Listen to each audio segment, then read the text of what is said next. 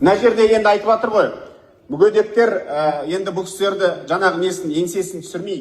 Итак, Алла Тағала кішкене бұл кісілерге орысша айтқанда их наказали ғой.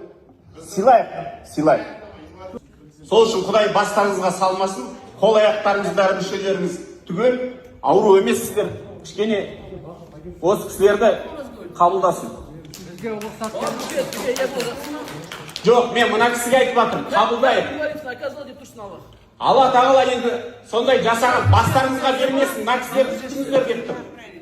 Алайын батыр қарындасым, о баста Құдай оңласын, оң жолына бастасын, жаманшылық болмасын, жақсылық кеп орнасын, асан сүйек әулие, тақсырай бас қолдасын, жұлдызыңыз жоғары болсын, халыққа істеген қызметіңіз бағалы болсын, мерейіңіз үстем болсын, Алла Тағала сізге денсаулық берсін, еліміз аман жұрт тыныш болсын, жұмысыңызға сәттілік тілеймін.